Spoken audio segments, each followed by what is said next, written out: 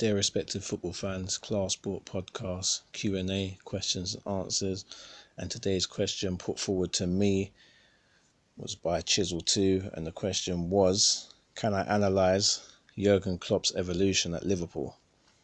So first off, I would like to say Jurgen Klopp done extremely well at Dortmund, stealing the Bundesliga away from Bayern Munich, which we know the only way they could stop him was by destabilising his team, which they always do, and took away some of his best players, Lewandowski, Goetze, so on. When I first heard Jurgen Klopp was signing for Liverpool, knowing him previously, that was a fantastic move. I think that was a great bit of business for Liverpool Football Club. On top of that, he walked in to a squad of a lot of average players, I would say, because I personally didn't believe the players that he had in hand were really good players. The likes of Jose Enrique, Kolo Toure was getting on, Rossiter,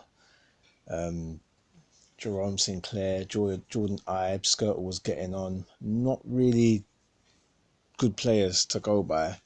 The likes of Benteke, Balotelli, all these kind of players. Lucas Leiva was getting on. He didn't really have much to work with. So when he first came in, it was a bit hard for him. Had a bit of competition at his hands. And he made his own signings, brought in a few people, brought in the likes of Stephen Corker. Didn't do good at all. Brought in Joel Matip, who I didn't rate. Still don't really rate as a world-class player, but he can do a job.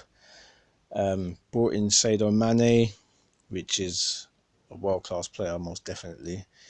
And then he brought in a few other players. On top of that, he lost his greatest player, which was Coutinho, which was a big thing. He brought in the likes of Shaqiri, Alisson Becker, Salah, Wijnaldum, and all these kind of people. Naby Keita didn't really work out for him. Brought in Van Dijk.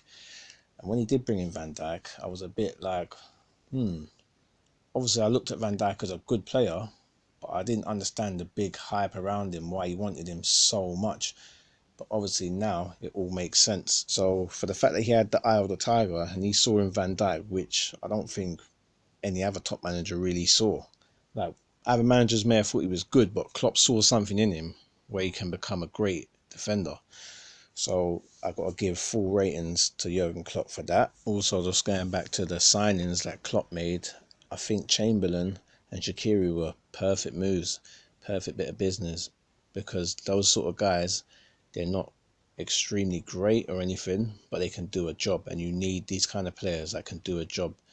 And I think now the pressure's on Pep, and I think now everyone knows, the people that didn't know Klopp, he cemented his name right in the history books, and now people know just how good he is. And I think it's not going to stop here. I think Klopp's going to go on to achieve more.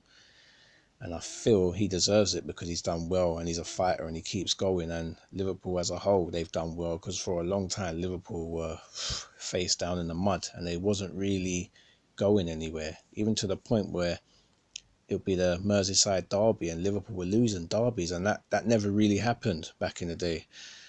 So Klopp coming to Liverpool, I think, is the best thing that's ever happened to Liverpool in a long time. So hopefully he continues to be great and just goes on to be greater, to be honest. Last but least, one thing I will say, if Klopp wants to be dominant continuously, I feel he should get another centre-back, just to put like a 10 out of 10 centre-back next to Van Dijk. So you've got two 10 out of 10 centre-backs, and I feel it'll be a brick wall and no one can break them. Not saying anyone can break them as it stands, but it's always good to be safe than sorry. So I think he should get a centre-back, a top quality centre-back to play alongside Van Dijk.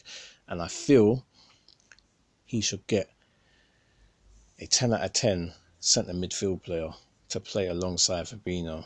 So for me, I'd say purchase Upamecano, and then also purchase Saul for the midfield, and then maybe even get a striker, an out-and-out striker. I'm not sure who, but I'm pretty sure there's someone out there you can get.